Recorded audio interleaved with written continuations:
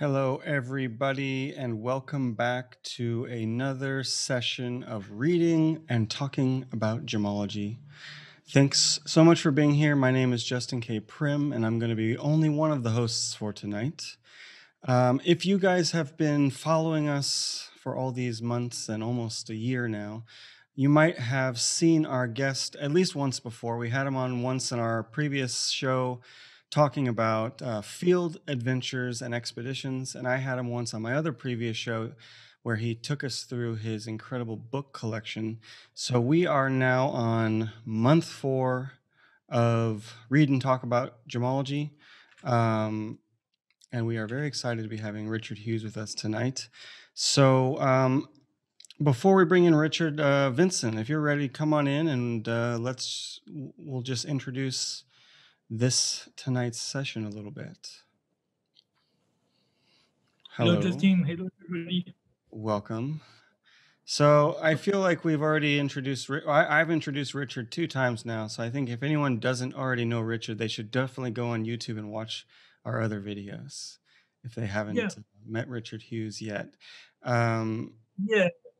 Richard is a kind of a living legend of the gem industry. And this is particularly true for me because his book, Ruby and Sapphire, was the first book I ever bought about a gemstone. And when I found the book, I opened it. And for me, it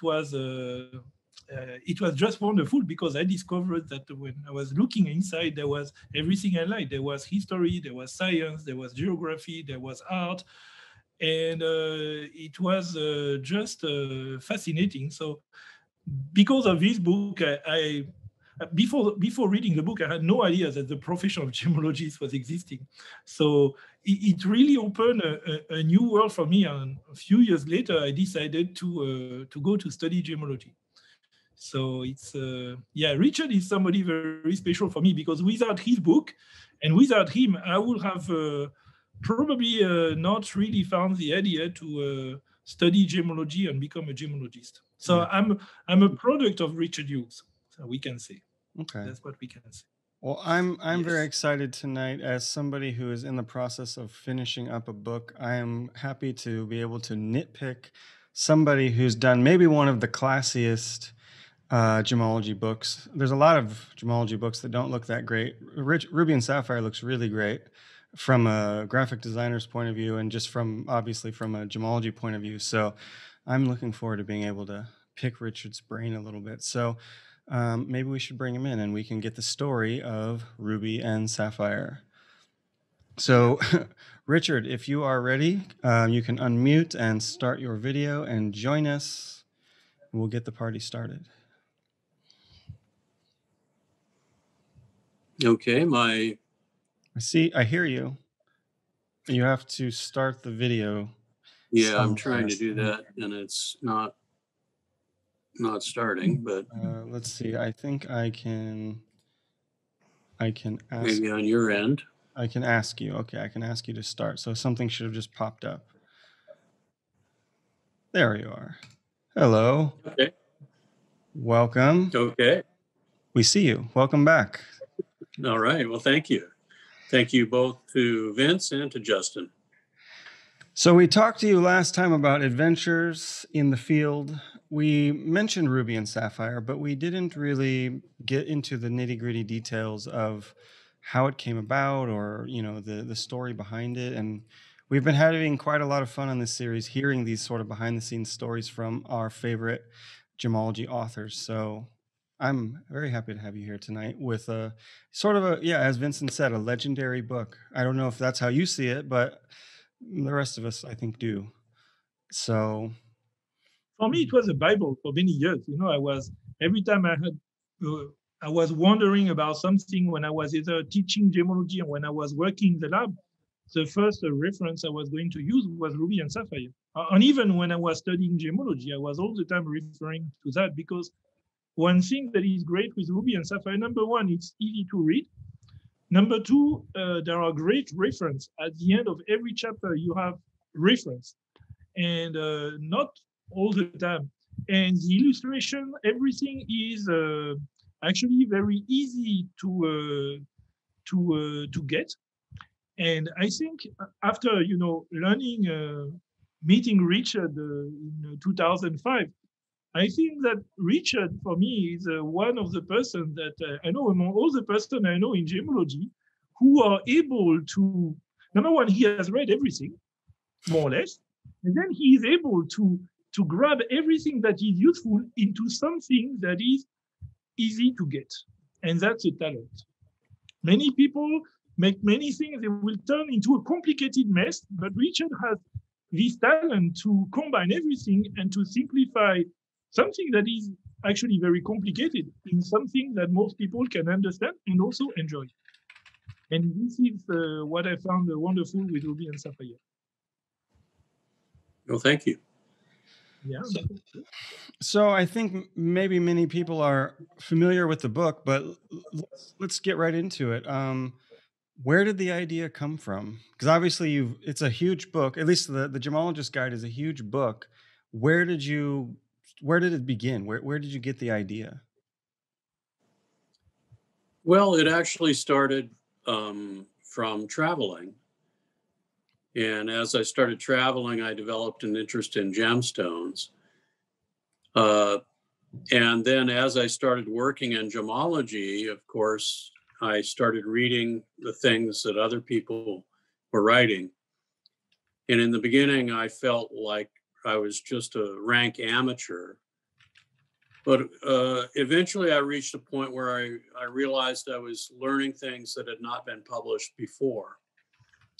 And so that was the idea that I decided I should write something myself. And so that's kind of how it started. Okay. And I mean, did you know that it was going to be such a big endeavor, or did it just start with maybe one chapter, one article, one idea? It started with looking at other books, and I saw certain things that I really loved in certain books, and then I saw certain things that were missing from other books. And so I decided I wanted to do something. My first book was published by Butterworths in London. And the experience was honestly not particularly satisfactory. Okay. I sent them the entire text on a disk. So it was all typed into a word processor. And they rekeyed all the text, Okay. which I thought was pretty bizarre. Here I was living in a so-called developing nation, and I sent the text to a developed nation, and they decided they had to retype the whole thing because I sent it to them as paper and also on disk. Okay. And that was the point where I realized no matter where you are in the world, you can't necessarily assume how somebody else is going to work. And so that was the first disappointment. The other disappointments were that they did not want to have much color illustrations. Okay. And working with a material like a gemstone, I found that color was really important for understanding it.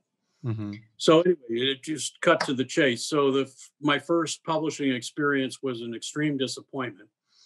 And so I decided after that I would try to do something myself.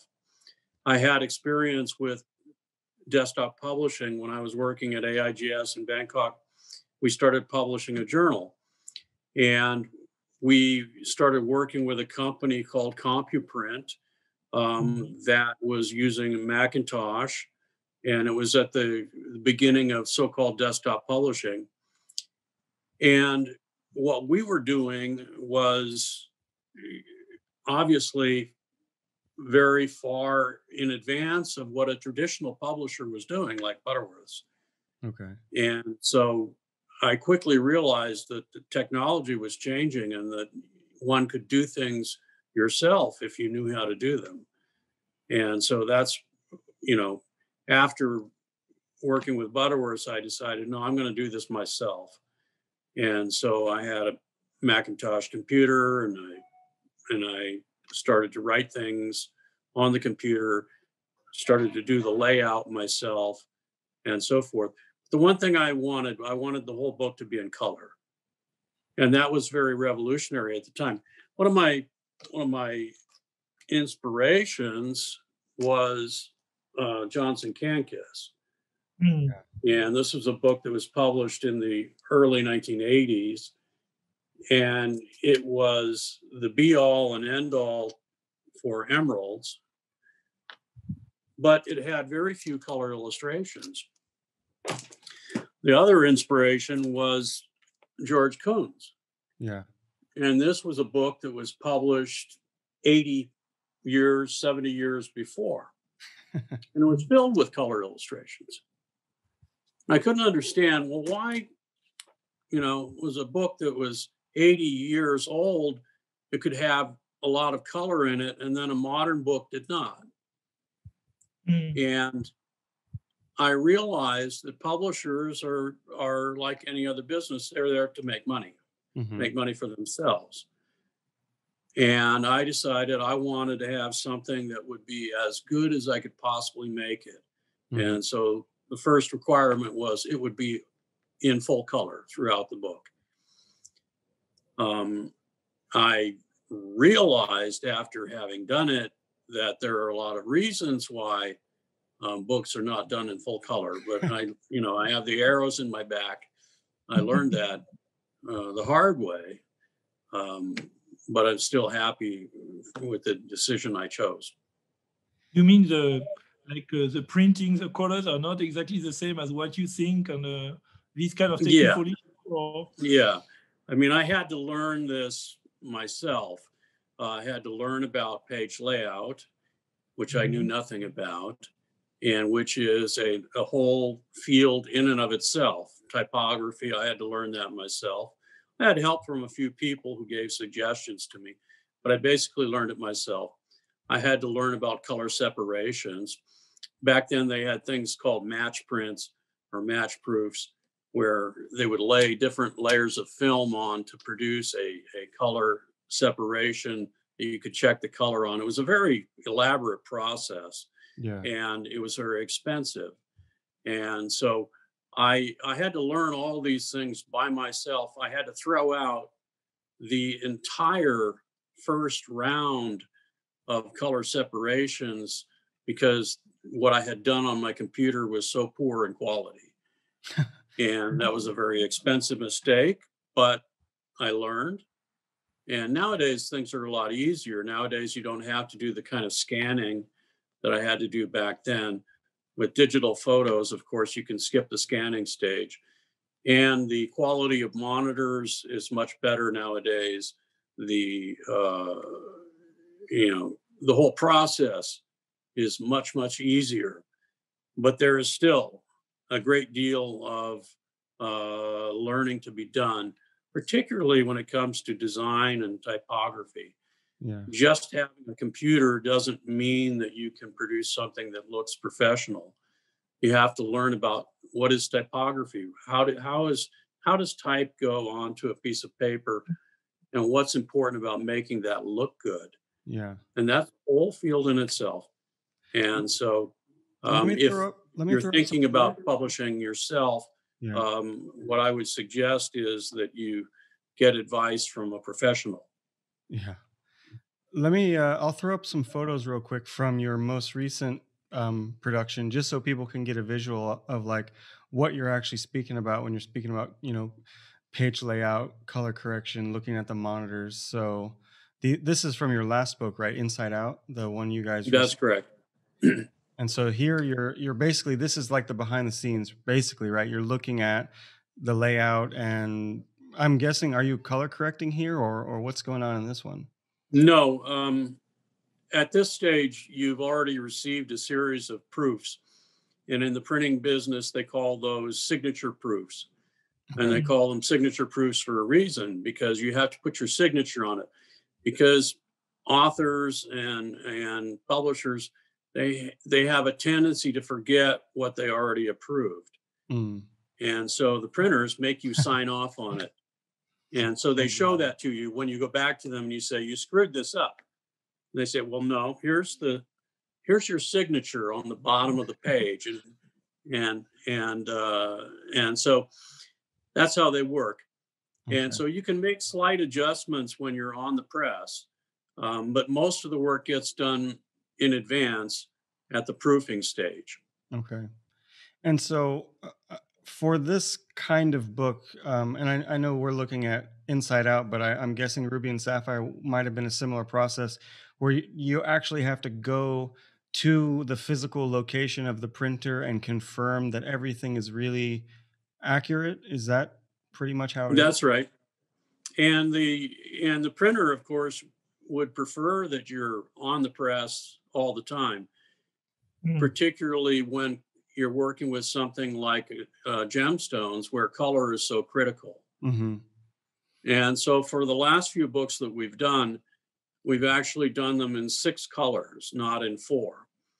Oh. Normally, printing gets done in CMYK, which is cyan, magenta, yellow, and black. And there is a certain limitation to that. Certain colors can't be printed easily, particularly something like a Burmese sapphire blue. Blue is the hardest color to print. Also, emerald greens are very difficult. And so what we have done is we added a 5th color in the blue range to try to get closer to the actual appearance of a fine blue sapphire. And then the 6th color was a varnish that was put on the top of certain pictures, particularly the gemstones, to give the appearance a little more snap or pop.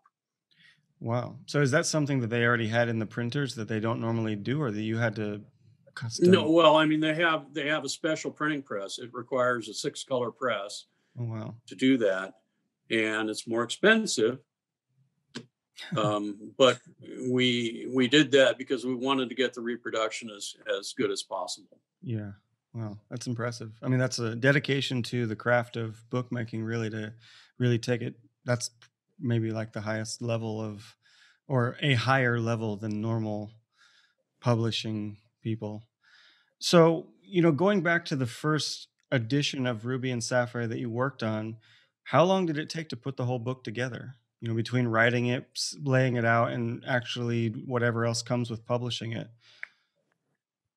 Well, I guess I started to work on the edition that became Ruby and Sapphire in about 1993,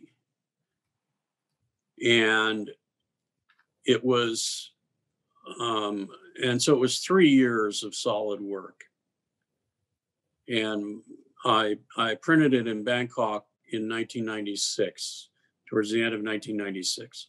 Okay. So 3 years is quite a long time. I mean, for any project, just to keep your stamina going. And so since that time, that was the first book. And I know you've got, I just pulled this one off your guys' website, but there are now several editions of Ruby and Sapphire among other books that you've worked on. So what's the progression here between all of these different versions? Are they just new editions, or are they completely different? Or, because I see that there's 5 books here that say Ruby and Sapphire. Are they overlapping, or they're totally different experiences for the reader? Well, it started with the Corundum book from Butterworth's, Mm-hmm. and then a local publisher, White Lotus, decided that they would buy 500 copies from Butterworth's and bring it out in Thailand. And so I said, well, if you're going to do that, let me fix the problems that were present in the Butterworth's book, including the title, which I had always wanted to call it Ruby and Sapphire, and Butterworth said, no, we're going to call it Corundum. Wow. And so they fixed the title, and then the last part of the book, I had a bunch of corrections that were added. And then then it came to the 1997 book, Ruby and Sapphire, with the white cover. Okay, yeah, this one down here. Yeah, and so there was that one. The other books that you see there, the book of Ruby and Sapphire by Halford Watkins was a manuscript that I came across when I was doing the research for Ruby and Sapphire.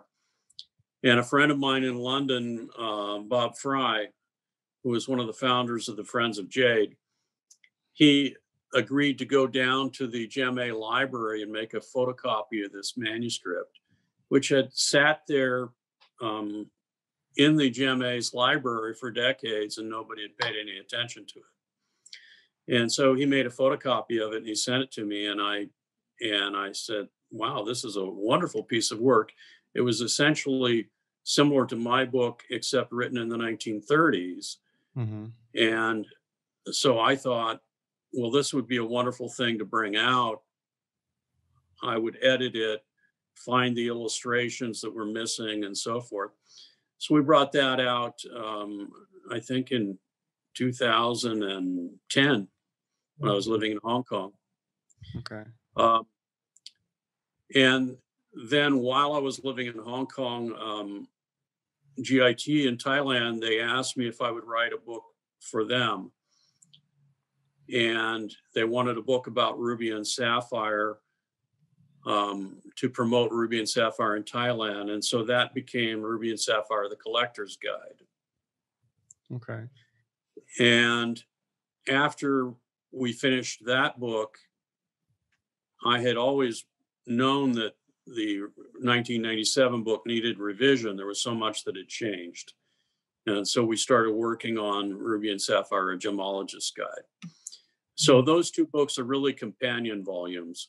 Okay. One covers the subject for a more general audience, and then Ruby and Sapphire, a gemologist guide, covers the subject for people who are working in the trenches of gemology. Okay. And so somebody in the audience asks, is the first edition of Ruby and Sapphire still available somewhere? You can buy it in the secondhand market.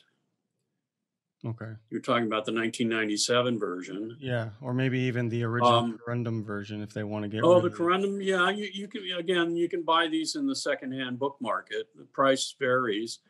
I think the price of the 1997 book has gone down since the Gemologist Guide was published. At one point, it was fetching between $1,000 and $2,000 a copy. That has gone down because the Gemologist Guide is now available. Okay. But we have only a small number of copies of the Gemologist Guide still available. And so one expects that when those are gone, the price of that will jump up in a similar way. Okay. So lots of different editions, but if for people who are not completists and they just want the information, just getting the Collector's Guide and the Gemologist Guide that are available now, they'll have all the knowledge. Absolutely. That's there. Absolutely. Those two books, I mean, they really complement one another.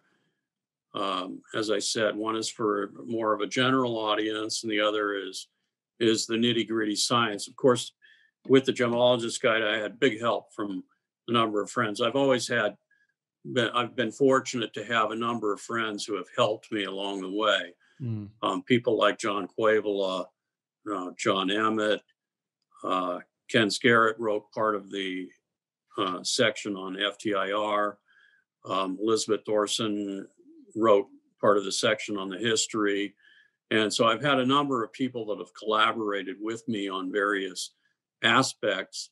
And I think, if you are considering writing a book, and I know you are, one of the most important things you can do is after you've written what you want to write is to have people who are independent experts in that field to look the manuscript over, to check it, fact check it, and help you edit it. Because everybody needs an editor. That's critical. Yeah. Everybody has to have an editor. And the comments that people can make will improve the writing tremendously. And I've been fortunate to have people like that.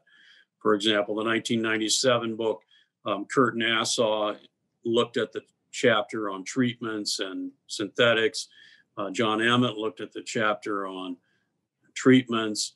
John Koivula looked at the chapter on inclusions, and John also looked through a lot of the country sections, and the comments that those people made vastly improved the book. Mm. Good point. I mean, yeah, it's kind of interesting because if you're coming from the world of, let's say, peer-reviewed articles where you always have to have somebody or three people looking at your work, and then suddenly you want to put out something that's so much bigger and more important, but there's not really like a formal peer review, other than just asking your friends or whatever, asking your peers, but it's an informal peer review. But yeah, it seems like it would be really crucial especially for such a technical book, a scientific book where there's so many things to get wrong, or so many ways to misdescribe something or whatever. Did you end up finding that there were a lot of errors in the book, or just little things? I found, I think I was fortunate that I was pretty thorough in the research I had done, that there were no huge errors, but particularly if you're self-publishing, you need to have that editorial review. Mm-hmm. That's absolutely crucial. And that's what's missing a lot with the internet nowadays, is that there's no editorial function. And so that's why there's so much garbage published on the internet. What I like to call the anti-book, which is Facebook, mm-hmm. which is a steady stream of garbage that's put out there. And it robs you of your time, and it produces very little of permanent use. Yeah. And so if you're going to be self-publishing, you need to have someone edit your work. Not just somebody who knows the subject that you're talking about, but somebody who understands grammar and writing. I've been very fortunate because both of my parents are very well-educated people, and particularly my mother is meticulous in proofing things, and my brother the same way. And so I've been able to rely on my family to do a lot of the proofing work, which I'm eternally grateful for. But you need that kind of thing. You need a number of sets of eyes on things to find the little mistakes. Yeah. Find the inconsistencies. Yeah. Yeah, I found that very important. Every time you write something, sometimes we are too much in our text, and we have our way to speak, and that's why most of the time when I write an article, I send it to you, and and then I wonder, okay, what Richard? Oh, okay, there is that. Good idea, and editing thing. But yeah, that's one thing I learned with you. It's better to get a friendly tapped up by a friend before the book to be published or the article to be published than to get a short live because you didn't realize that this point is a little bit wrong or could be improved. Yeah, and I think Gems and Gemology is the best example of that. They're absolutely meticulous in what they do, sometimes to the point of overkill.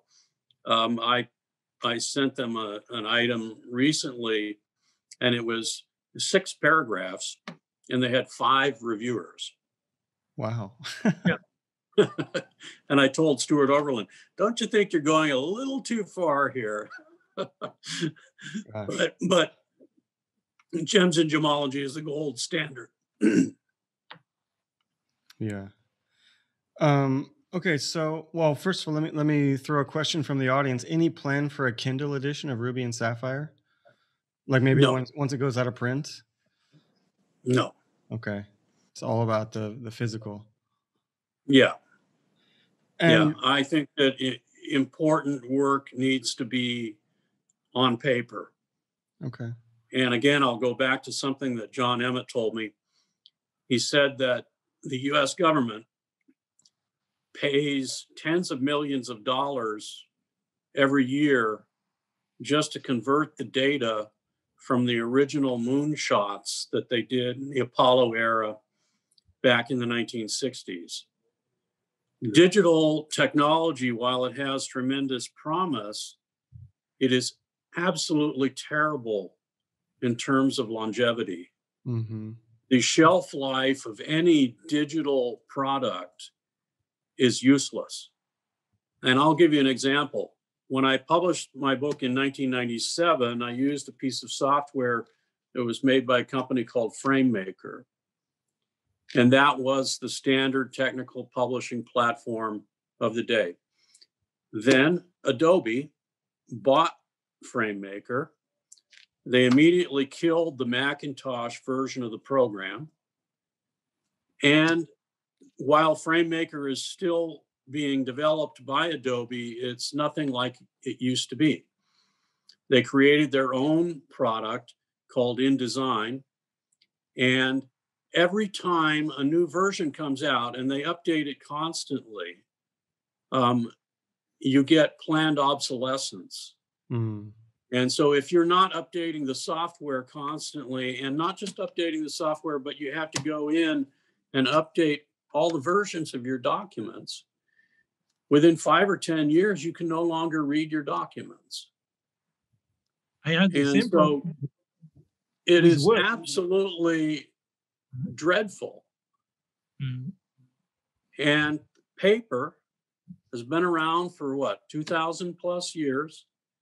We can still read it. It has an incredible longevity. The digital realm, and I was an early adopter, okay? I thought this is wonderful. And I started, using computers early on. It is absolutely terrible for the longevity of something. And that's why anything that's worth doing is worth putting on paper. Yeah. Well said. Well said. So you Agree. mentioned before, you realized why many publishers don't go all color, and you learned the lesson from that. And I'm wondering if one of the realizations was how expensive the books cost when you're going to do a Bible-sized book with every glossy page in 6 colors. How did you go about making that happen as a self-publisher? How did you finance all of these books, which are all in color and hue, fairly large, the last one being really large? How did that work as an independent publisher? Well, I was looking through one day, this was probably in the mid 1990s. I was looking through some books that I had in my library, and I opened a book by B.W. Anderson. It's called Gem Testing. And it was an earlier edition, the very small edition. And it had advertising in the back of it. Mm. And I said, maybe I should take advertising as a way to help finance it. Wouldn't it be nice to have a book that's all in color? And if I have advertising, I can afford to do that. And so that's what I did. And most of my books since then have been funded in part through the advertising.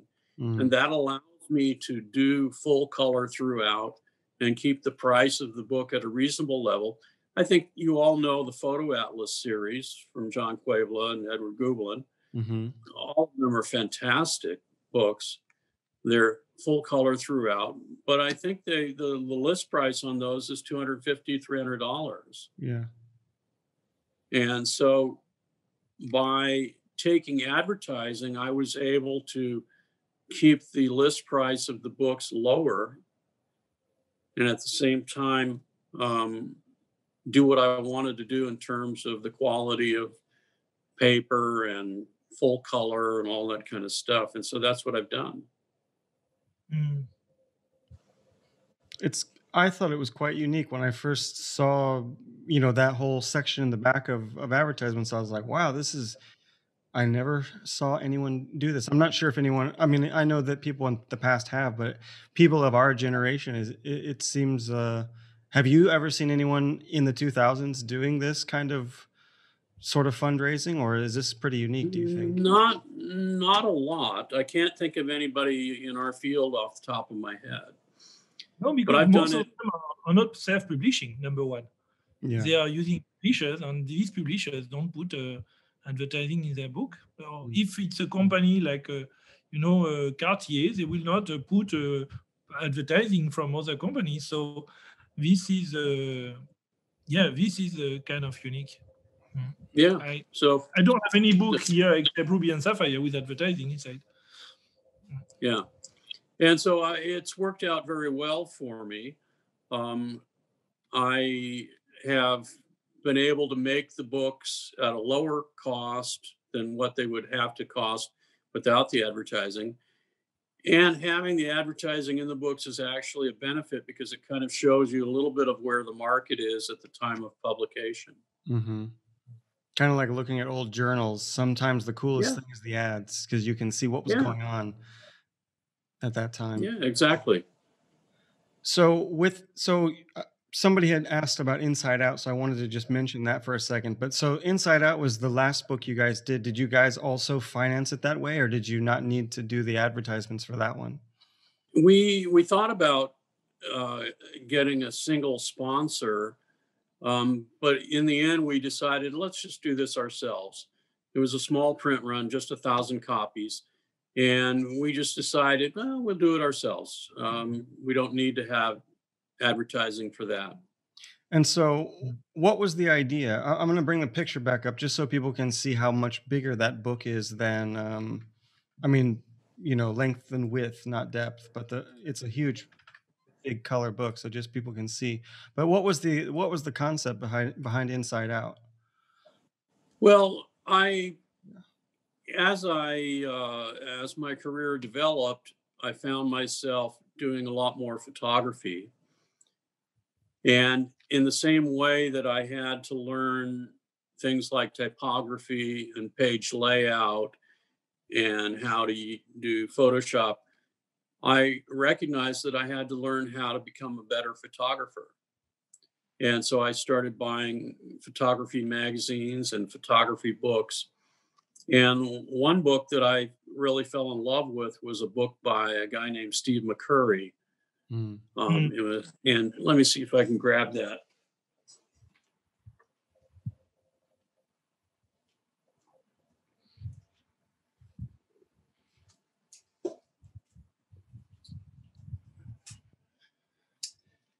And Steve McCurry is a famous photographer for National Geographic, and this book.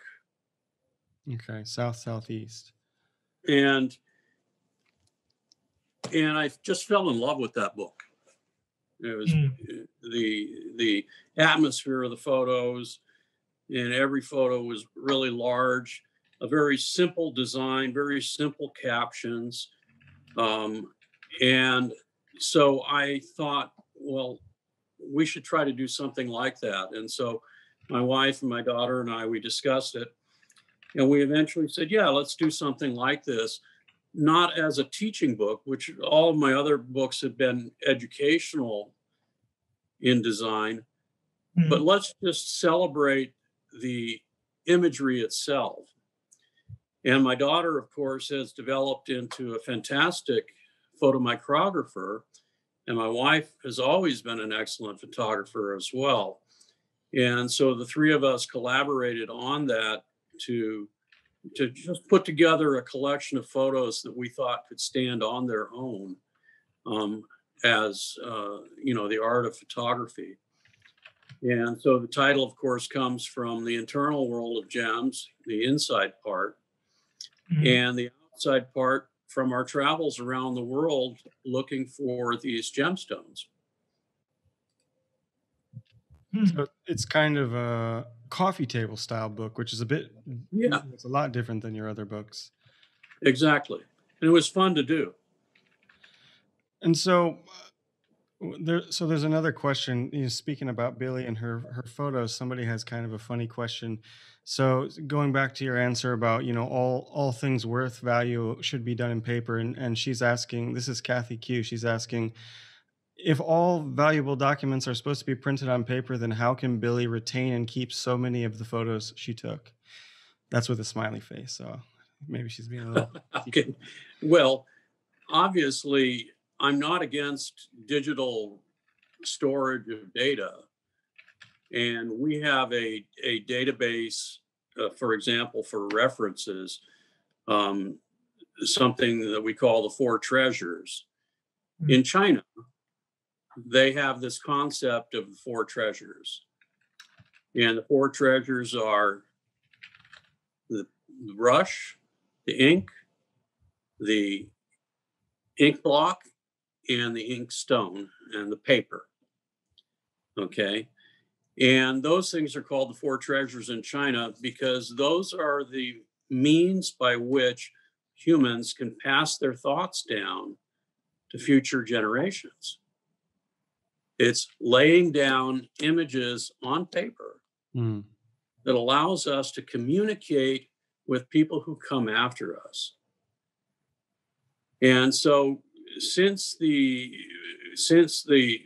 Ruby and Sapphire book, as I was making that book, I was using a computerized reference library made by a company called EndNote. And actually, John Emmett was using the same software. And so we would share references with one another. And in the mid 2000s, we actually approached the GIA and we said we would be happy to donate our reference libraries to you as long as you make them available to the public. And for various reasons, that never went forward. But after we founded Lotus Gemology, I never lost that idea. And so I have taken our reference library, which contains 6,000 plus references. We now have it online on our website. It's called the Four Treasures. So I'm not against digital, I love the things that digital does. Yeah. But I'm also acutely aware of the limitations of digital, where if, for example, one thing or another happened, that entire online database would go poof and it would be gone. Yeah. But the paper is still there. Yeah. I mean, it is really an incredible time to be a researcher, considering Google Books and archive.org and especially being in Bangkok where we don't have access to university libraries and we don't have interlibrary loan, outside of your personal collection, and my personal collection, there isn't a lot of options. So being able to go on and use digital technology to look at ancient books or even just books we can't get is awesome. But like you said, if archive.org goes down and somebody got rid of their book because they thought it was preserved forever, well, there it goes. Yeah. I mean, I'll give you an example. When I was working at the AGTA, the AGTA laboratory had been going, I think, for several years, and they had published things online. And then when I left, and then a year or two later, the AGTA laboratory closed down, and the AGTA just took their website offline, and poof, all that stuff that the AGTA laboratory had done, some of it quite important, was gone. I know somebody else who did the exact same thing. He had a website full of stories of all of his field gemology adventures, and then he just took them off the internet and they were gone. Yeah. I had to try to reference a few of those, and it's a bit challenging now. Yeah, I know. I get hammered regularly by people like Richard, Gaston Giuliani, John Emmett. When are you going to put back your website online because all the articles are gone? Yeah. Yeah, I know, but I have to update everything and it takes time and I have to, well, anyway, bad excuse, I know, but no, I should put back my website online and turn that into something solid. But well, it takes time. It is a perfect example, though. I mean, of course, most of Vincent's articles are probably found in one form or another in trade publications here or there, but maybe not all Yeah. of them, and not in long Not form. all. The one we did with Richard, because some of them we traveled together, and for example, Tajikistan and Tanzania in 2008. So we were writing together. I was writing a report for my website, and he was writing on a report for the same expedition on his website, and there was quite a lot of similarities. But no, there are many things they are no, they are gone. Well, no, they are not There's gone. a lot of your work that was very vital and is no longer available.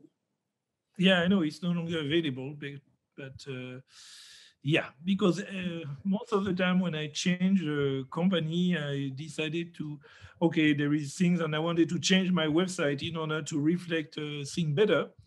And since I left the GA, now I have signed something with copyright with a photograph, and I have to update all my website according to the thing I signed with GA. So it will take time. Yeah. And then I had to find, you find new ideas, so you want to try that. The new website is nearly ready, but everything is. I feel it is great, but I need about 2 months of work in order to update all my former article with copyright thing, with GIA and things like that. So it will basically I have to redo all the photograph and put the right copyright thing and take me that's a lot of work. Yeah, I know. So, Richard, you mentioned before, you should always have someone look at your work, and you specifically were also talking about, like, just because you have the software, maybe you have InDesign, but that doesn't mean you know how to lay out a book and use the typography and understand formatting. I've personally always been really impressed with your use of typography, not just in the books, but the first time I saw you speak, your use of color and typography, I was really blown away, because nobody really, especially in PowerPoints, nobody is thinking about fonts. So I'm just wondering, is that something that you always had a knack for, or did you learn that whenever you started getting into desktop publishing and, maybe working with the people helping you with the layout, or where did that sense come from? Well, I learned it on my own. Part of it I learned from my brother. My brother is a very artistic person, and he's always done wonderful things with typography. And so looking at the stuff that he did, and he was actually the person who created my first website. Hmm. And he later, after I left Pala International, he later took over, and he was the webmaster for Pala International for over a decade. He's a very talented guy. So I learned a lot of it from him. I learned from other people. I learned from a guy at the University of Colorado Press in Boulder, where I approached him, and he said, well, this is the kind of stuff. I showed him like a chapter or something, and he said, well, no, you got to do it like this. And so I later paid him to go through part of my work, and he told me, this is how you make things professional. There was a very small book written by a lady in the United States named Robin Williams, not the comedian. Mm-hmm. But she published a book that was one of the best-selling books for computers. It was called The Mac is Not a Typewriter. Okay. And it was really about the difference between using a typewriter the way I was trained and then typesetting, which is an entirely different realm. Mm-hmm. For example, when you're typing on a typewriter, we were taught you do 2 spaces after every period or full stop, not with professional typography. There are many different kinds of dashes. There is a hyphen, there is an N dash, there's an M dash, and they're all used in very specific ways. And all of these things are what separates professional typography from the amateur desktop publishing, which you see so much of today. And there are a lot of people that are doing desktop publishing that have never taken the time to learn what is professional typography. And as a result, it shows. And I'm not going to name names or magazines or anything like that, of the ones that are not doing so well. But if you want to see how it's done right, look at Gems and Gemology. From the very beginning, when Alice Keller took over Gems and Gemology, she brought a degree of professionalism to the gemological world. And I've stolen more from them than they'll ever know. They are the gold standard. And that's because Alice hired professionals, professional layout people to professional illustrators, and it makes such a difference. Mm. So when you were, let's move forward a little bit to the Gemologist Guide, because I know that's the one that's really, really full of, big photos, all full color.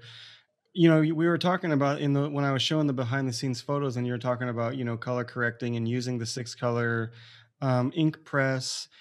Was it a lot of work to go through and make sure when you're at the proofer, like making sure that the color that you're seeing in the book is really representing the color of that sapphire that you're trying to teach about? How was the process of color correcting? I mean, it starts on the computer itself. You have to have a good monitor. The monitor has to be calibrated properly. Mm-hmm. The Photoshop has to be set up properly. You need to know what kind of press you're going to print on, mm-hmm. and what are the standards. So you need to talk to your printer, and you need to ask your printer, what are the settings that I need? Okay. So that when I bring the files to you, you'll be able to print them properly. Mm. And so it's a whole elaborate process, but it starts with your computer itself and the monitor. The monitor needs to be properly calibrated. Okay. And so I use a monitor that costs more than most people's computers. It's a $2,500 monitor, but it covers 99% of the Adobe RGB color space. And I learned this the hard way because I printed things before, and when on my computer screen it looks black, and then I'll lay something else against it, a photo on top of the black, and my photo has a black background around it. And then I go and it's printed and you see this big square because the black around the photo is not the same as the black that I laid it against. Mm-hmm. I couldn't see that on the monitor. Okay. So there's a lot. So, you learn to work with numbers, the little eyedropper tool, and you hover that above various parts of the image and you make sure those numbers match. Okay. You don't trust the monitor to show you what you're seeing.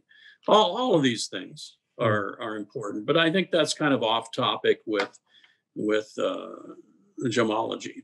Yeah, but definitely you can see how much of a labor of love it was to go through like an 800-page book with an eyedropper tool, or whatever. I'm exaggerating a little bit, but I'm sure that there was a stage like that. Yeah, I mean, I had to learn. I learned the hard way. Like I said, I had to redo all the color separations for my 1997 book because the first round they were crap. And that was a very expensive process, and it cost us 6 months. Mm. When Vlad Yavorsky brought me the photos for his book that I helped him with, Terra Spinel, I looked at the color reproduction and I said, "Oh, you got big trouble here."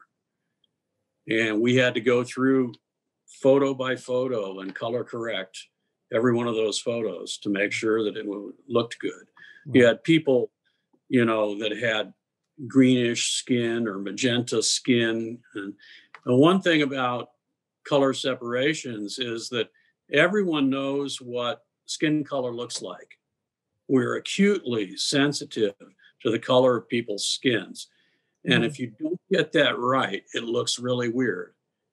And again, not mentioning any names of other books, but there are certain books that I have in my library where they didn't get the color separations right, and it really shows to a trained eye.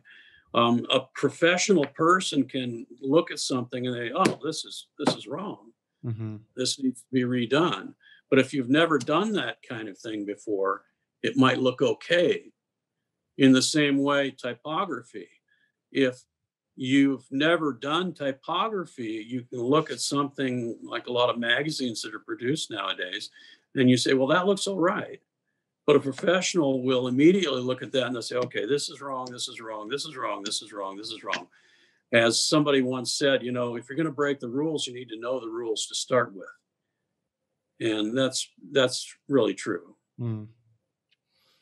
So you kind of answered this question before, but I just wanted to elaborate on a little bit. So you started with Corundum, that became Ruby and Sapphire, and then later you did the Collector's Guide, and then that original book became the Gemologist Guide.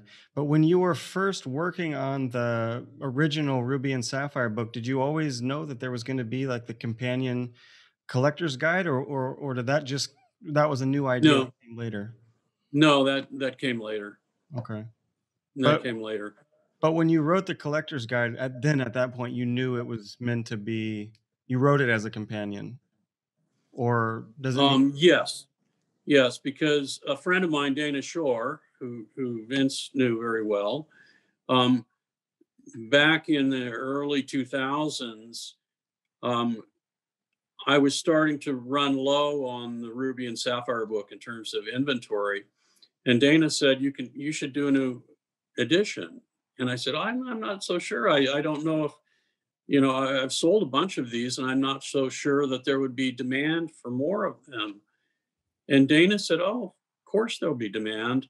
There are so many young people that weren't around when the original edition was published, and there's so much new stuff. And so Dana said, for example, you know, you don't have anything about East Africa in your book, places like Madagascar, East Africa. And he said, why don't we take some trips and we'll go to East Africa together, and then you can issue a new edition. So it's really Dana Shore who pushed me to make a new edition that became the Gemologist Guide. Mm. And we traveled together with Billy and some other friends of mine. We traveled together around East Africa to revise the book. Julie Poley, Olivier Galibert. You know, we traveled around together to various localities to update the book. Okay. Central Asia, a little bit, like Tajikistan. Yeah. Okay, here's a good question from the audience. Have you been to all the Ruby and Sapphire mines around the world that you describe in your book? No, not at all. I mean, I think Vince has been to more places than I have by far. The big one that I've never been to and probably will never have a chance to go to is Kashmir, Kashmir Sapphire mines. And, you know, Vince and I had planned at various times to try to do that. Unfortunately, it never came together. So that's the big one. I've never been to Nigeria. I've never been to Cameroon. You know, there's a few places that I have not had a chance to go to, but I've been to many of them, most of the important ones. Yeah. Yeah, many we went together. But Pardon? Many we went together. Yeah, absolutely. You know, we went to, you know, we did this grand tour of Madagascar together in 2005, Tajikistan, Tanzania in 2007. So we have been to a number of places together.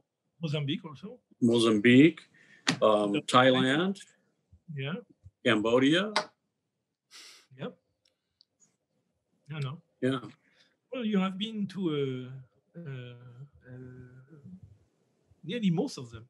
Well, Yeah, I mean, I've been, you know, I obviously think, you have gone to a lot more places than I have, um, but I've hit uh, most of them. yeah. Well, yeah. Beside maybe Pakistan, Afghanistan, that yeah, Yeah, yeah, I know that you didn't travel there, but no. Well, most of the main one, yeah, there are a few. The one I tend to go to every place when I go to a country, and I try to go to even for a place like Ilakak. I like to, for me, Ilakak, I can spend. You cannot go everywhere in 2 or 3 months. So mm, there are 2 or 3 months. The area is so big, like 120 kilometer by 120 kilometer. If you want to go to every place that has produced a sapphire in that area, it takes months on the field with a good car. yeah, So yeah, but yeah. I no, mean, you have all all of of this them. kind of travel, um, it takes repeated visits, Yeah, and every time you go to a place, you cannot assume it's going to be the same. In fact, it's often different. yeah, And so just take Chanabury as an example. I've been there, many, many, many times, probably 150 times. Um, but every time I go there, things are a little bit different. I see something a little bit different. Mm, And that's just so close to Bangkok. yeah. So, uh, and yeah, it's you great know, to I go many mean, times because you see the trend. You don't have a fixed image of a place, but you see the evolution of the mining, and you see the yeah, evolution of the production and the diversity. So it's all the time an advantage to go several times, but yeah. it's kind of I mean, complicated because there are so many I can, places. I can remember going to Bungacha one Yeah. time, and we had a guy that showed us around, and he really knew the area very well, and so he took us to Khao Wan and talked about the Wat, and then he took us to Bungacha and took us out to the estuary where there were people who were actually diving into the river and scraping the mud off the bottom of the river and bringing it to the shore to wash. I've never seen that since. Um, Mm. so No, yeah, every time you go somewhere, you'll see something a little bit differently. yeah. And Especially if you go so with it, just because you've been to a place doesn't mean you shouldn't go back. yeah. No, well, to the Yeah. inverse. Yeah, I like to return to a place, especially with different people, yeah, because everybody have only a partial knowledge of a place. So you go with different people, you see different things, and you hear different side of the sometimes the same story. And it takes usually minimum 3 times to yeah. kind of uh, Get a feeling for it. yeah, get a good feeling of everything, what is going on, who is telling a bit of stories, and what is what are the realities, because the realities behind one deposit. Yeah. Yeah.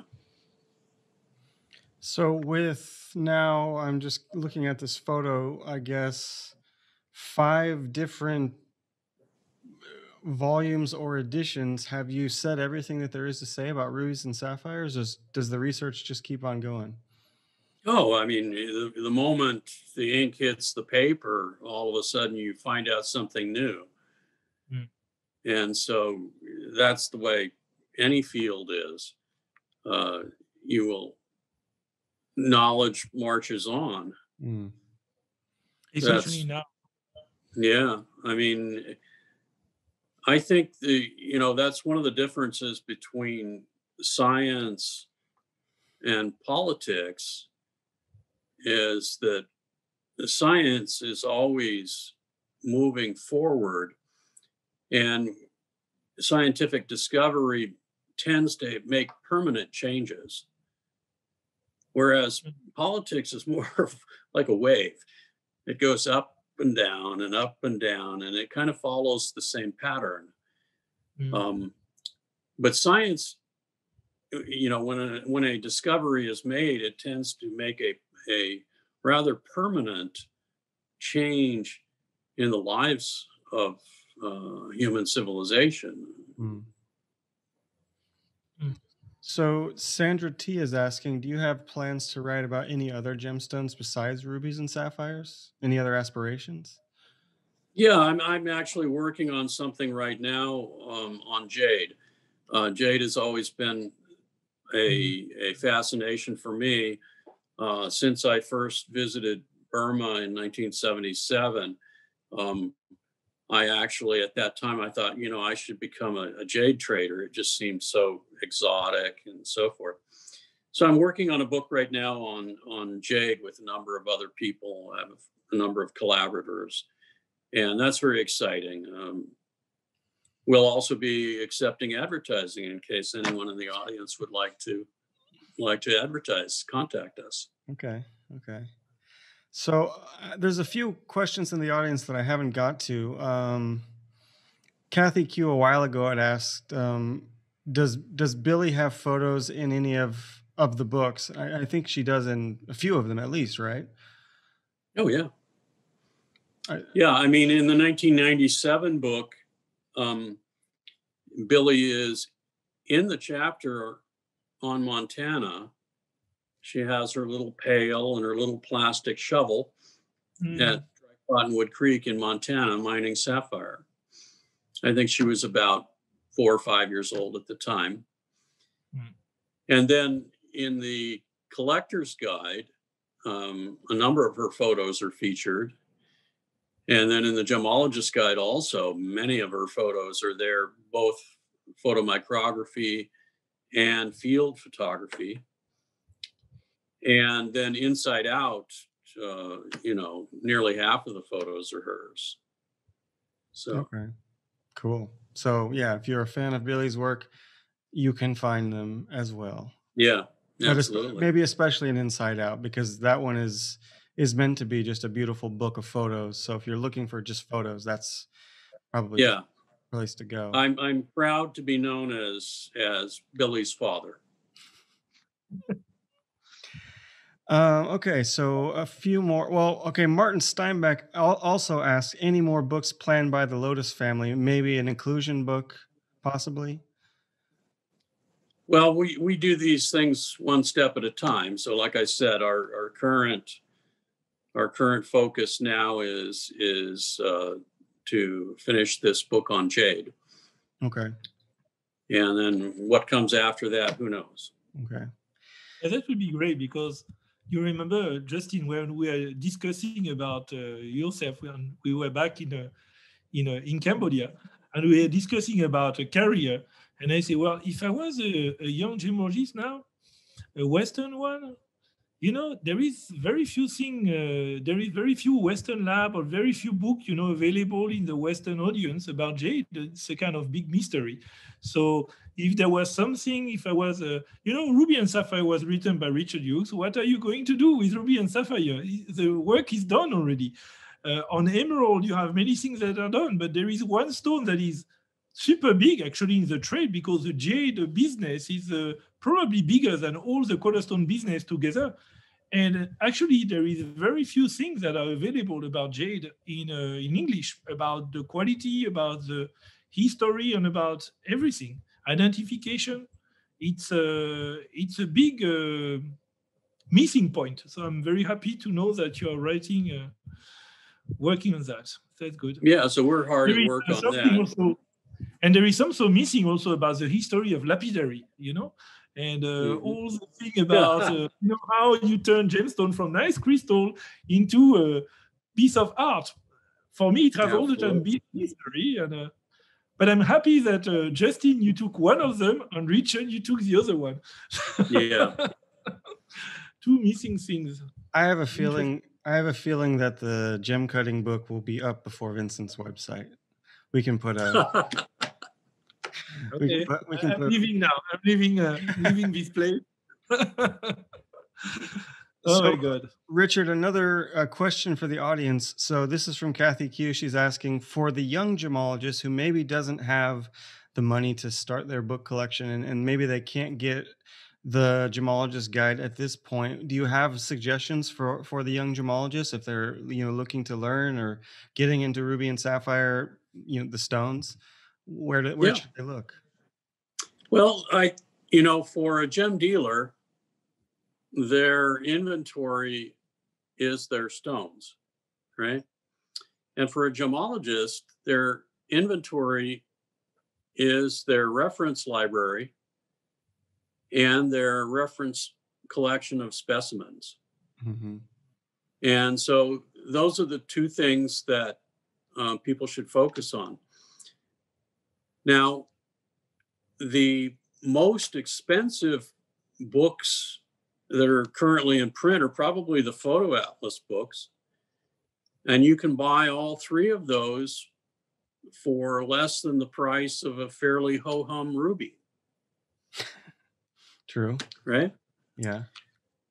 The Gemologist Guide is $200.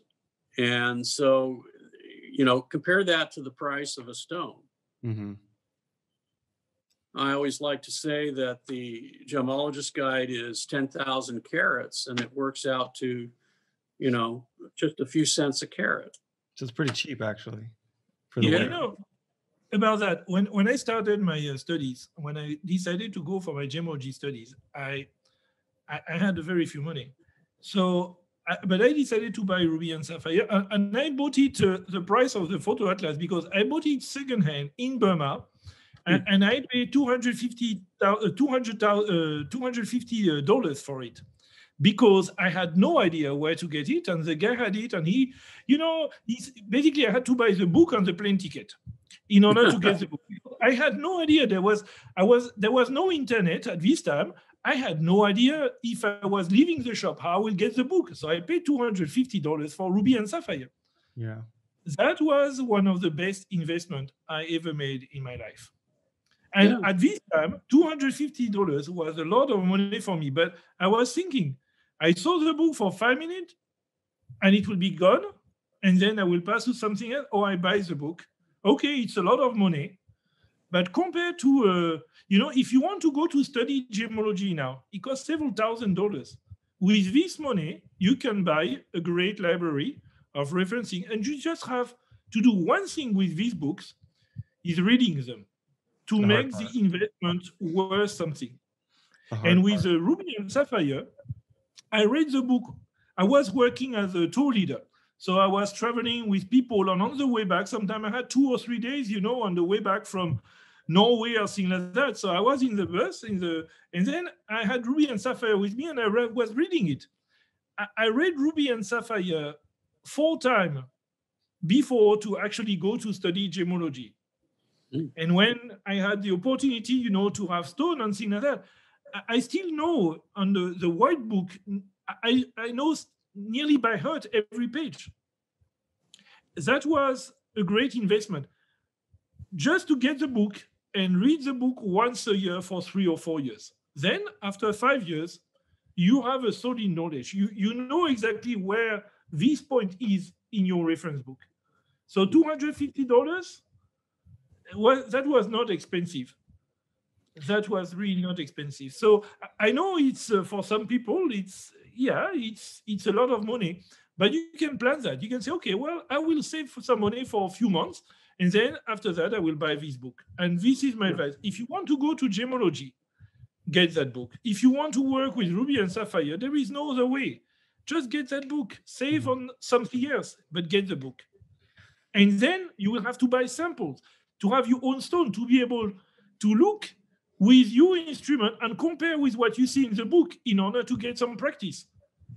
So you have to get ready to spend some money, as you say, Richard, in book and reference sample. And this is exactly what you told me when we met. You say, Vincent, well, you will feel the pain today, but in a few years you will be very happy to have spent the money on book and this sample. So you like this stone, you feel that this is interesting, buy it. You remember the discussion we had in Madagascar about that. I say, so I was getting broke all the time with my books and my reference sample. But at the end, you were right. And I was able to find a way to turn an interest into a career. Well, Richard, I think maybe we could say one thing for the young gemologist with no money. You guys have an incredible image library on your website that is completely free and has maybe more photos than the Gemologist Guide. And there are several chapters of the book that are available on the Richard website. So there are many parts of the book that you can go to get for free on internet on the Richard website. And there are so many. Yeah, we have the Hyperion inclusion search engine. It's all available free of charge. We've put our entire reference library online with links where you can download PDF documents of many of the references. It's all right there at your fingertips. And so this kind of thing has never been possible before.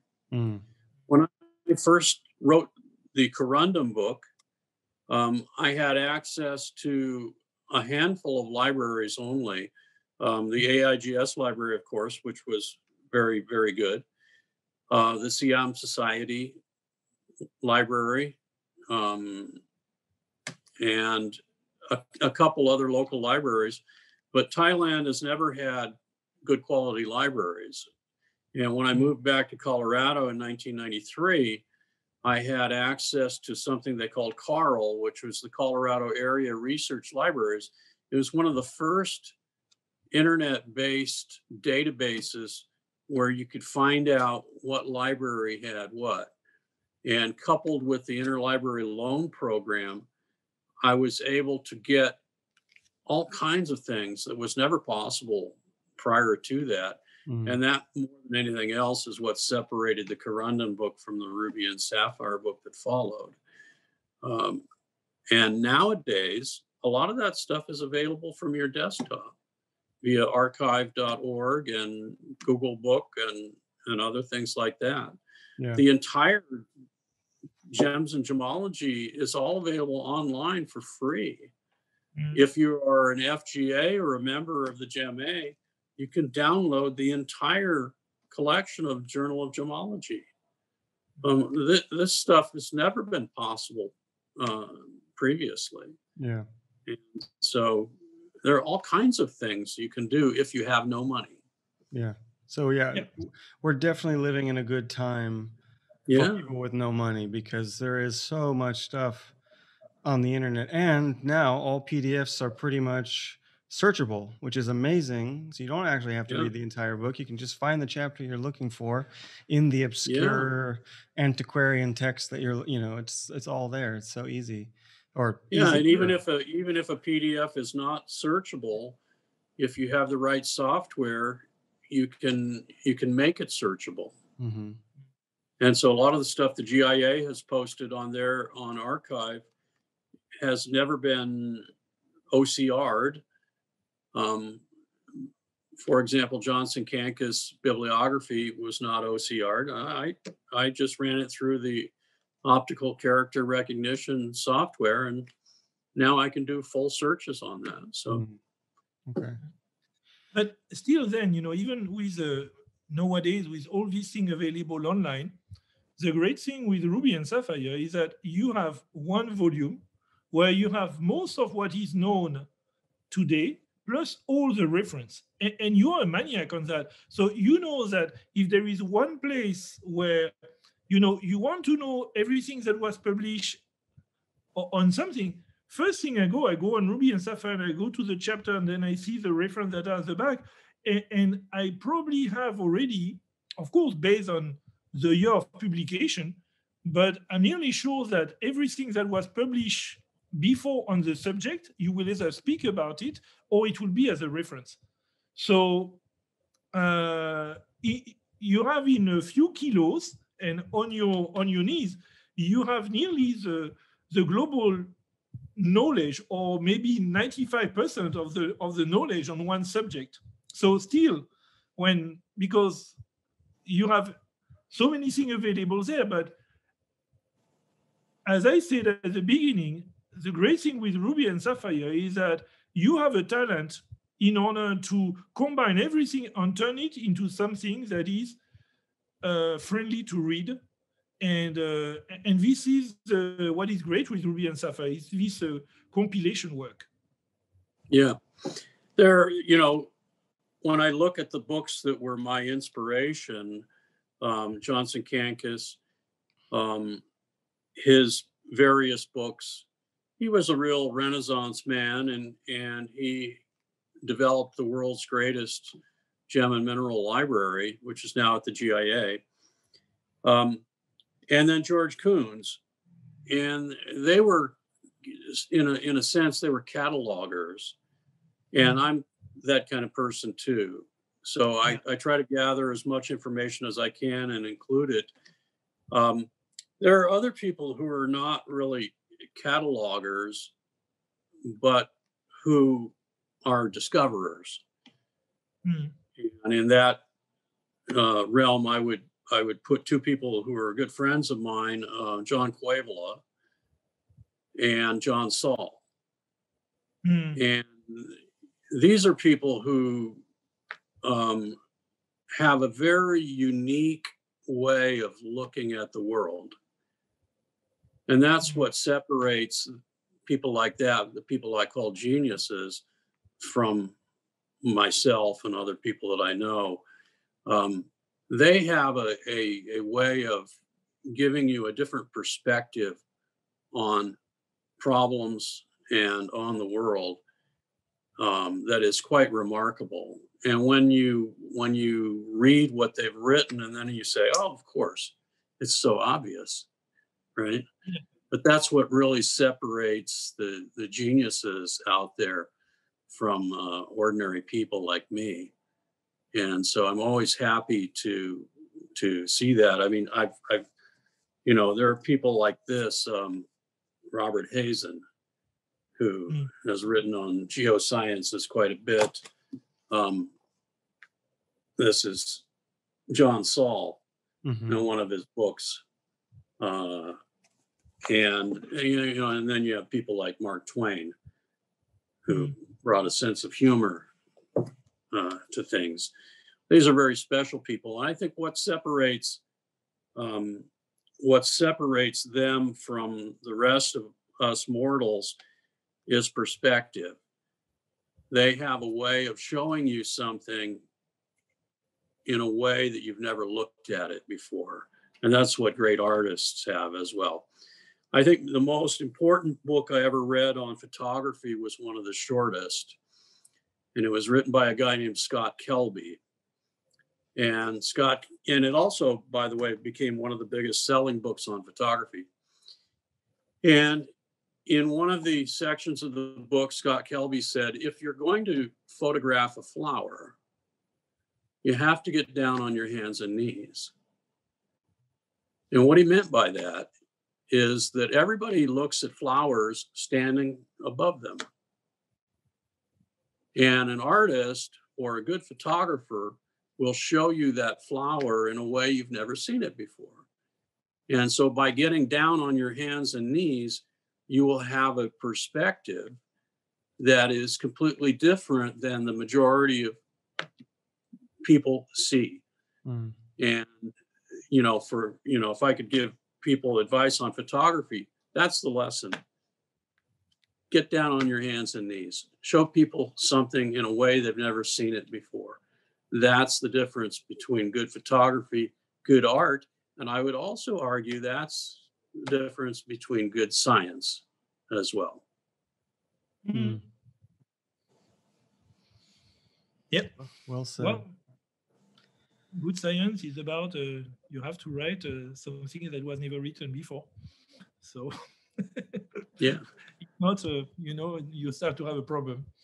So that's the interesting thing about science, where this is what is fascinating, is that when you feel that you are facing the cliff of the unknown, and you're writing as something, you know, in a something nobody has ever maybe written about, and it's great.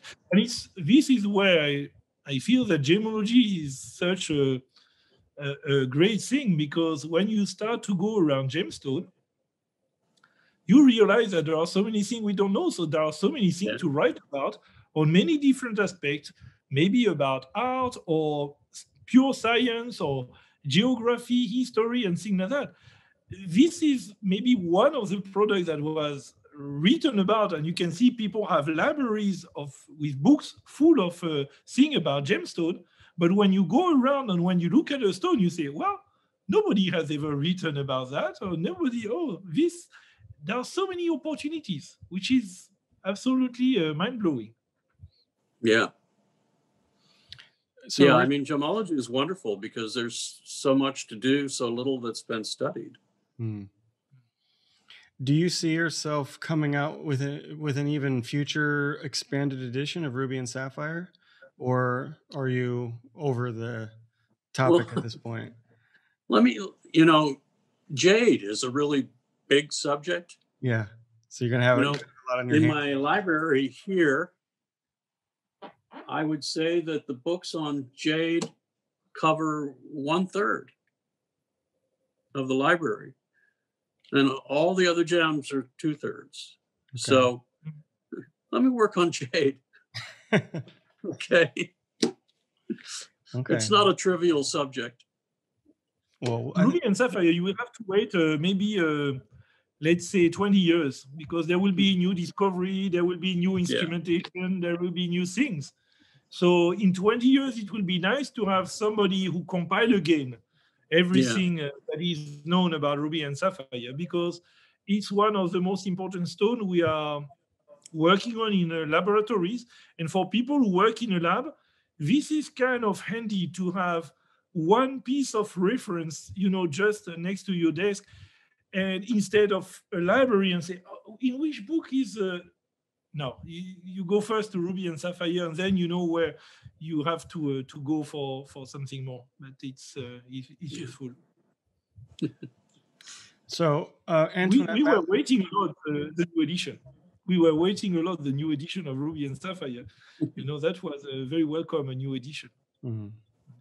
So Antoinette Matlins asked the question, do you think that all that color correcting and color reproduction for your books has given you a keener eye for judging color when looking at stones? It's certainly given me a better understanding of color. Okay. Because I've had to understand printing inks, and printing inks work very differently than the color of light, even though they're related.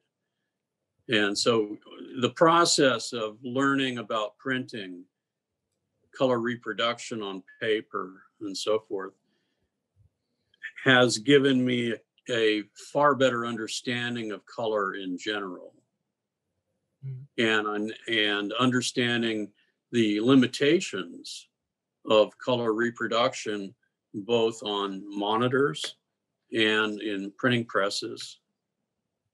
Okay. So my final question, as someone who's published many, many books, some very, very influential books, for you today, what are the most inspiring books for you? It doesn't have to be gemology, but just in the whole world of books. Where are you looking for inspiration now, whether it's in design, typography, content, whatever? What do you think? Yeah. Well, as I've already mentioned, John Saul's various publications have been a huge inspiration for me. Many years ago, I was in Rangoon. This would have been in the mid-1980s, I believe. And as I always do when I go to a city, I go to the used bookstores. And I was in a small stall opposite the Scott Market in Rangoon. There are book stalls across the street. And I asked one of the vendors there, I said, do you have anything on gemstones? And he said, okay. And he starts moving things and shifting things. And he pulled out a Japanese magazine. And he said, how about this? And I said, oh, I don't read Japanese. He said, no, look at it. It's written in English. And it was the proceedings from the International Gemological Conference that had been held in Tokyo in the early 80s. And it was full of dust. And I still have the magazine, one of my treasured magazines.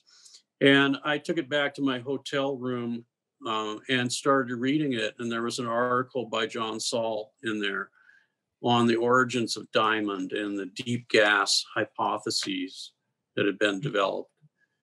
And most people of my age were taught that things like coal deposits were caused by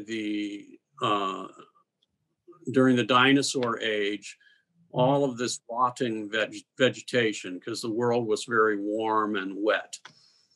And Sedimentation. And John started talking about some theories that had been developed by a guy named Thomas Gold at Cornell University, and also the same theories had been developed in Russia far earlier, that the carbon deposits in the earth were not the result of decaying vegetation, but were actually much deeper seated. And he went on to talk about the origins of diamond and it was one of the most brilliant articles I've ever read. And later, I had a chance to meet John in Brazil at the gemological conference down there, and we became friends. And since that time, we've been friends and corresponded. And he's gifted me with many of his publications. When I was in India in about 2010 or 2011, the conference that you missed, Vince, he said he was writing another book, and it's called The Tale Told in All Lands. And I said, "Oh, wow, I would love to read that." And he sent me a copy of it. And then he sent me another book called A Geologist Speculates, which, by the way, he gave me a PDF and gave me permission to post it on my website. So it's available at lotusgemology.com. And it's sort of a simpler version of this book.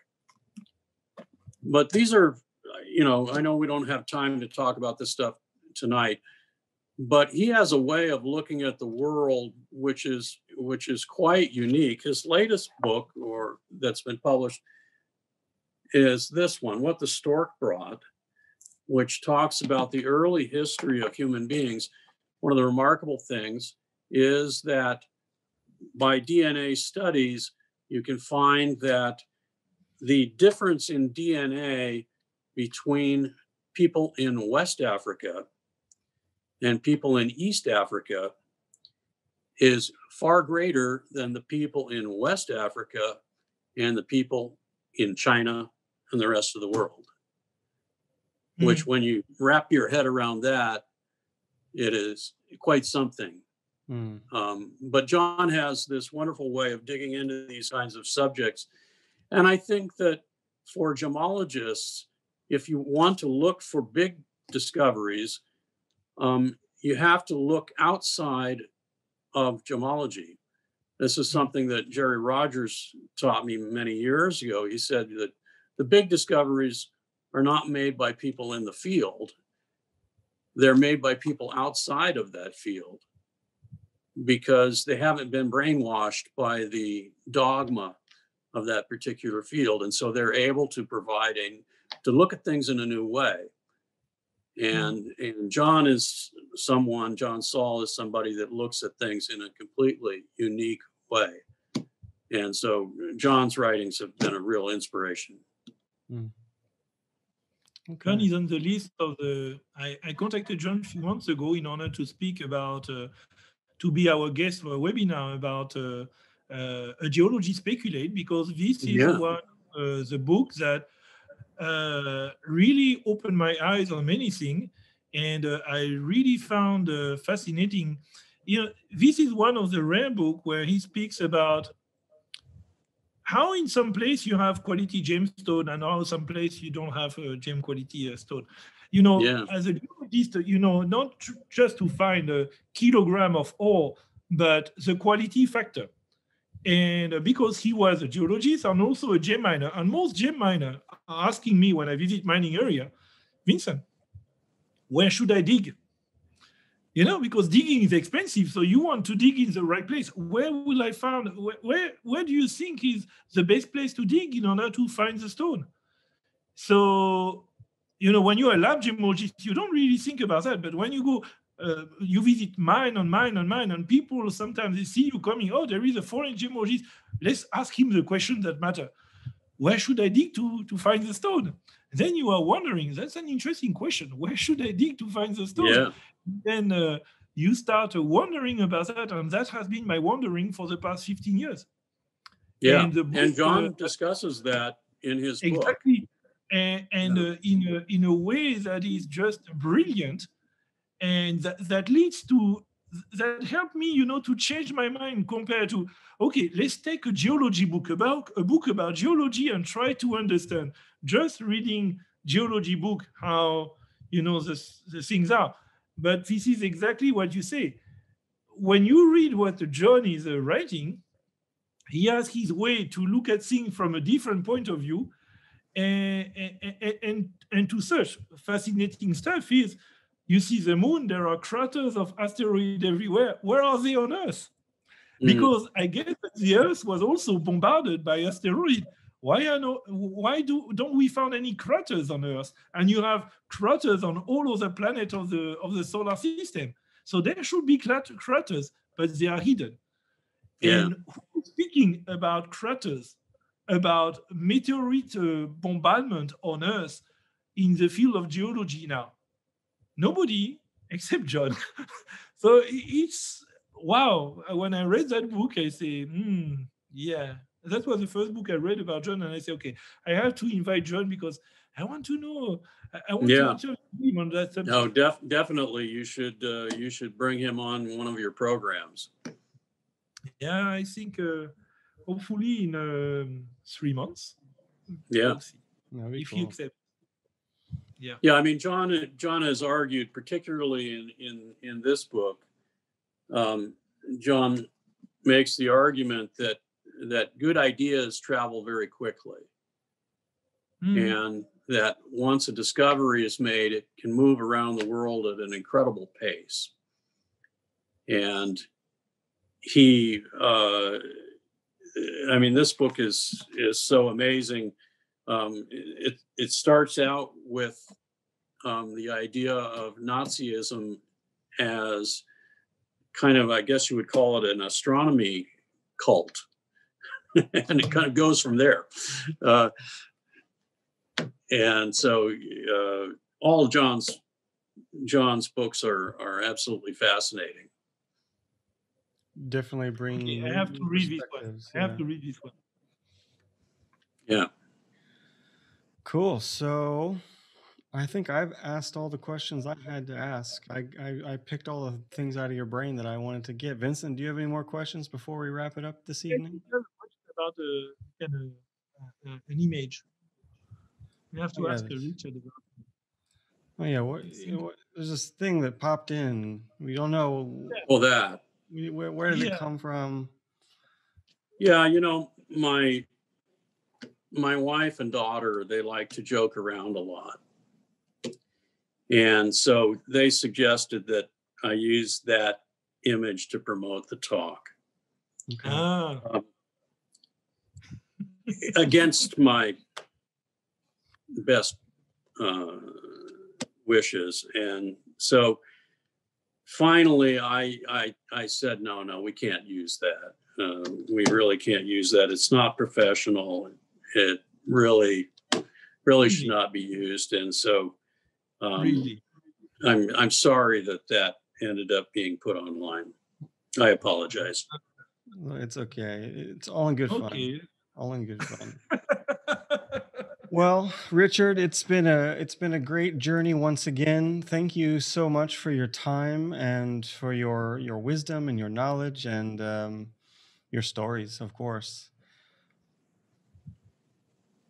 I think, if I can say one more thing, is that if I could give you some advice in writing your books, because I know you're both working on them, is that you should emphasize stories, because stories make people remember things. And if you just dryly recite facts and figures, it doesn't have meaning for people. But if you can wrap the facts and figures around a story, that allows people to retain the information much better. It makes the reading much easier. And so become a storyteller if you can. Good advice. No, this is something that, I remember you told me that already a few months ago when we were first discussing about that. At the beginning of the COVID story, we had a discussion about that. And I know I keep it in mind. And I have isolated the kind of stories that I want to tell. So I have advanced well in the process of working on a book. Actually, now I'm working on 2 books. One will be mainly photography with one story that I like, and another one will be on one of the story out of my 20 years, traveling through gemology. So I think you were right. But the funny thing with that is now I think that maybe I will have 2 or 3 stories to tell. So I have to keep something aside, and maybe that will be for some other books. So I'm working on now 2 books. All right. Which is a mess, Awesome. because when do you want my website to come back? When I start working on books, and the priority list is getting, this website will never come back. Or maybe it has to come back at one point, but it's difficult. Yeah, well, we're looking forward to that, as well as the next edition of Ruby and Sapphire. So someday both of those will come out, maybe. We'll see. Fingers crossed. All right. Thanks to all the guests once again. This was a bigger turnout than we've had recently, so we always appreciate lots of nice questions and live guests. If you guys are feeling like you haven't had enough Richard Hughes, definitely check out our past webinars archive. The link is up on the screen. If you missed it from way back, almost at the beginning of the COVID lockdown, Richard and I did a talk where he pretty much just walked us through his entire library, and we saw some really cool vintage books. So check that one out, or the one we did with Field Gemology Talks, where Richard's telling us about his travel stories in the field. So there's probably at least 4 more hours of Richard Hughes if you haven't had enough at this point. But yeah, Richard, thank you for being the guest for the 3rd time. You're like our MVP now. We haven't had any. And thank you, Justin and Vince, as always, for everything you do. Okay, well, we will see you around. Good luck with the future research, and you guys stay happy and occupied during whatever is coming in 2021. So see you guys later. All right. Cheers. Bye-bye. Yeah. Well, just one thing. Next month. Oh yeah, we didn't say next month. Who are we talking to? Yeah, next month I have invited an old friend, Edward Bum. He's a grandson of Dr. Goulin, and he wrote in Gemology an article about instrument, to go to the field that I really like a lot. And this article was published just a few months before I started my field gemology expedition program when I was at AIGS, and that was great. So I think that we'll have an interesting discussion with Edward, because he's a gemologist and he's also a gem merchant. And there are very few gem merchants who write articles, and Edward has a lot of story to tell. So it will be, I think, an interesting discussion next month. Yeah, and it's a really fun, practical article. So definitely everyone should check it out before the talk. It's an easy read. It's not very long. You can read it in between chapters of Ruby and Sapphire while you're working your way through. So, okay, everybody. Well, we will see you next month. Happy February and January and 2021, everything. So see you guys later. Bye. Bye. Bye-bye. Good night.